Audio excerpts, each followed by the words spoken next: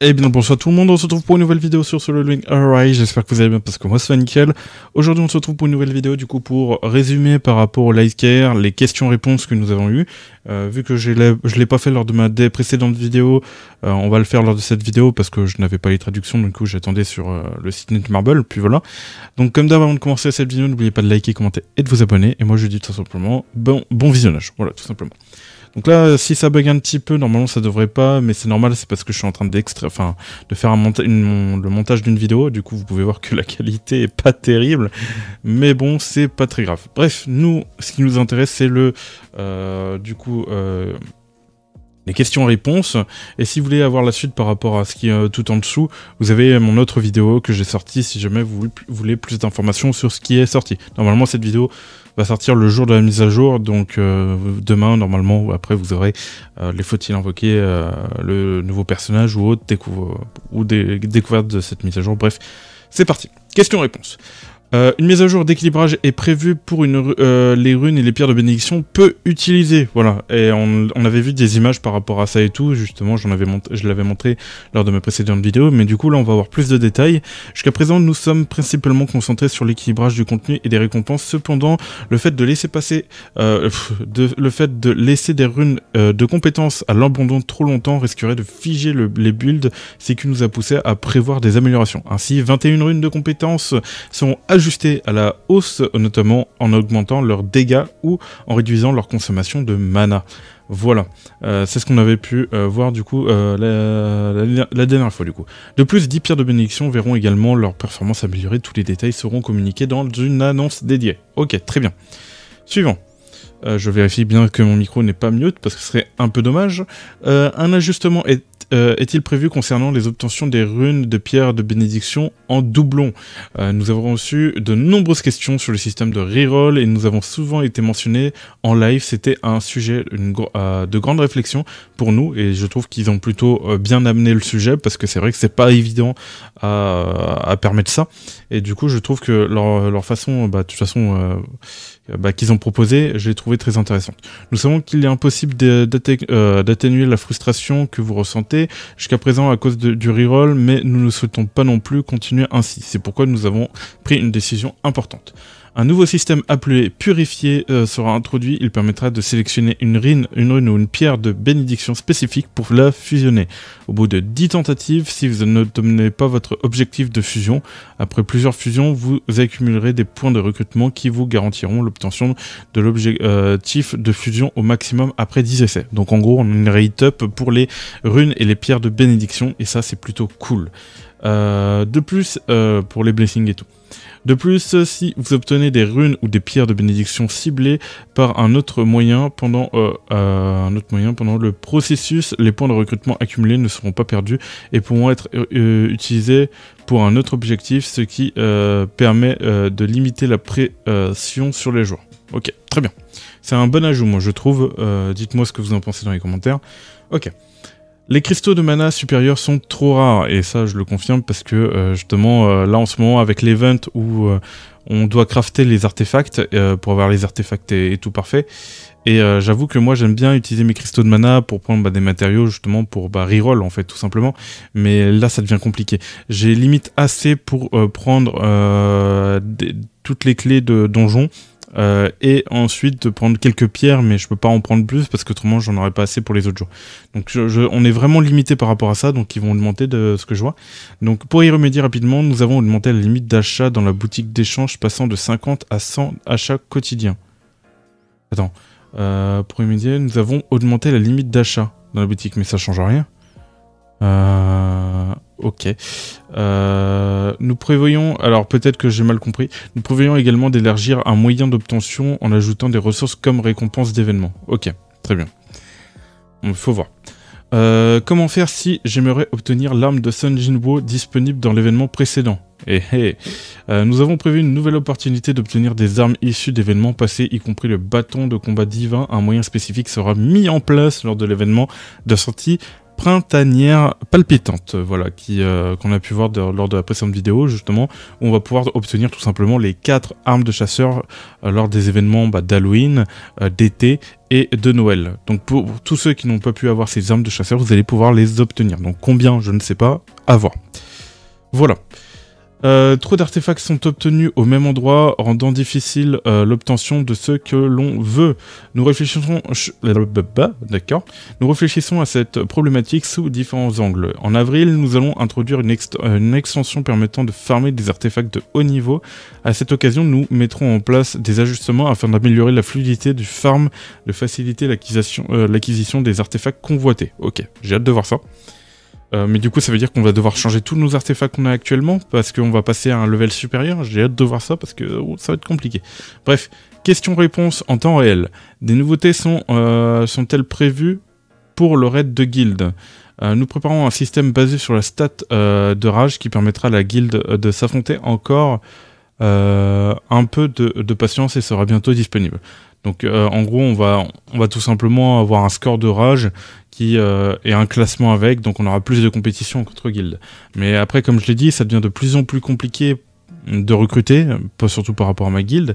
Là en ce moment on a recruté pas mal, du coup il y a eu pas mal de changements, il y a quelques recrutements encore à faire et tout, et ça devient vraiment de plus en plus compétitif, donc à voir ce que ça rend par rapport à tout ça. Mais c'est vrai que du coup les petites guildes vont devenir désertes, on va dire.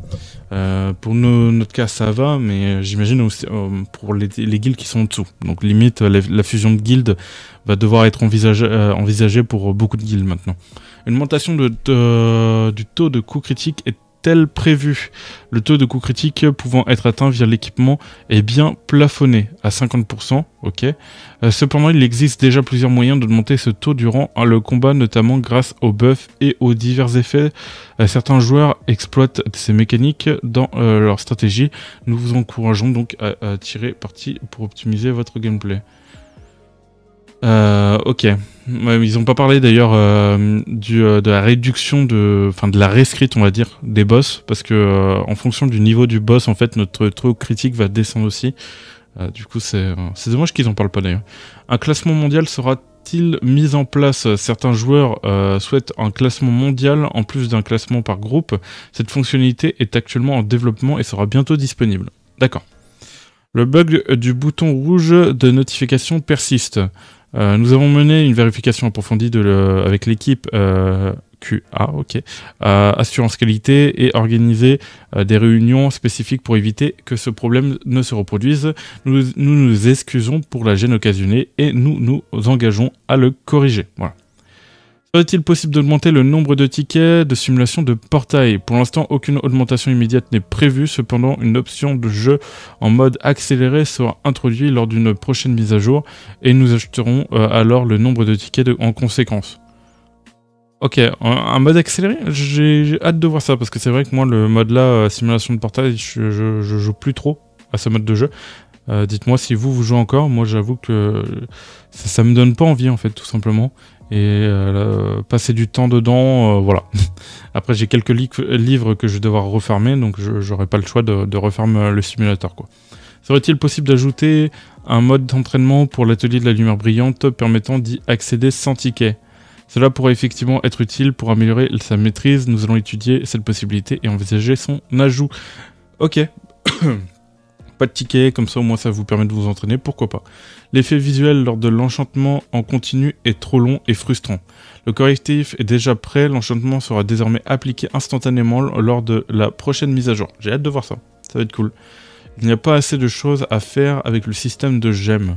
Ok, pour cette mise à jour, nous avons priorisé l'amélioration des pierres de bénédiction et des runes de compétences. Nous reconnaissons cependant que certains joueurs ont déjà optimisé leurs gemmes jusqu'aux meilleures options possibles.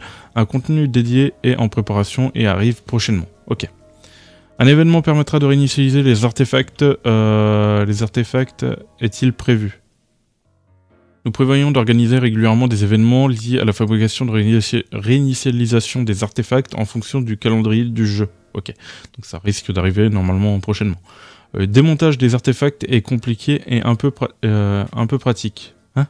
Le démontage des artefacts est compliqué et un peu pratique. Donc il est compliqué mais un peu pratique. Ah, et peu pratique. C'est terrible, j'arrive plus à lire. Une première amélioration a déjà été apportée, mais nous constatons que les aspects restent perfectibles. Nous allons en discuter avec l'équipe de conception afin d'apporter des ajustements supplémentaires. Ok. Les améliorations d'optimisation sont nécessaires. L'équipe de développement a travaillé sur l'optimisation de la mémoire, mais étant donné que l'envergure du projet et un bug critique a été découvert lors du processus QA, actuellement nous sommes en train de résoudre ce problème et malheureusement nous n'avons pas pu l'intégrer dans cette mise à jour. Nous allons bien le corriger et faire en sorte de l'inclure dans la prochaine mise à jour. Ok, donc il y a quelques petits problèmes internes, donc par rapport à un bug, donc on l'aura prochainement. Pourriez-vous corriger le bug des pré-réglages d'artefacts? Il y avait un bug où les pré-réglages changeaient à appliquer des configurations d'artefacts incorrectes comme celles utilisées lors de la dernier combat au lieu de celles que l'on avait choisies. Ce bug sera corrigé dans cette mise à jour. Ok. Veuillez expliquer les bans injustifiés. Oh, il parle des bans injustifiés. C'est vrai qu'il y a eu beaucoup de problèmes par rapport aux bans, et c'est bien qu'ils en parlent parce que c'est vrai qu'ils avaient tendance à esquiver la question. Lors du lancement du jeu, plusieurs utilisateurs ont atteint des records irréalistes. Pour détecter des cas, nous avons introduit un système automatisé, la faction de bouclier qui apprend au fur et à mesure. Cependant, dans le processus de détection des utilisateurs malveillants, il est vrai que des bannissements injustifiés ont eu lieu. Ouais, et ça malheureusement, et le problème c'est que Netmarble n'écoute pas trop et ne les débanne pas trop, donc c'est un peu problématique par rapport à tout ça, donc il faut vraiment qu'il corrige tout ça. Est-il possible d'obtenir d'obtenir à nouveau les tenues distribuées pendant l'événement? Nous ne pensons pas que vendre directement les tenues obtenues durant l'événement est une bonne direction à prendre. Oui, parce que c'est un peu un aspect collection, j'imagine. Et du coup, ils se disent que bon, les gens, le fait d'avoir ces tenues-là, parce qu'ils sont là depuis le début, ils se disent bon bah on va éviter de mettre parce que sinon bah ceux qui ont les tenues là depuis le début, qu'ils ont joué depuis le début, et si les gens après ils les ont juste en achetant, ça va perdre un peu de sa qualité, on va dire, à la tenue. Après ça dépend de chaque personne par rapport à ça. Ces tenues sont une récompense pour les joueurs ayant participé à l'événement. Il est donc plus juste de les obtenir durant la période de l'événement. Cependant, nous réfléchissons à la possibilité de permettre aux joueurs ayant manqué cet événement de récupérer ces tenues d'une autre manière. Ok, bon. Voilà, on verra bien. La bouche de Sun Jinwoo ne bouge pas sur mobile. Ah d'accord. Lorsque certaines options graphiques sont réglées sur faible ou l'optimisation de mémoire, cela peut empêcher les mouvements de bouche, augmenter la qualité du personnage dans les paramètres graphiques, résoudra ce problème. Ouais, ok, donc c'est juste dans les paramètres. Les avantages liés à l'or et à l'abonnement sont insuffisants.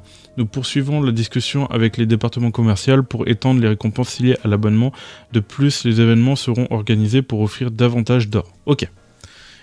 Alors, comptez-vous faire des collaborations? Alors ça, c'est une question qui m'intéresse, parce que j'avoue qu'il y a quelques collabs que j'aimerais voir sur Solo Leveling. Dites-moi si d'ailleurs vous êtes intéressé par ça.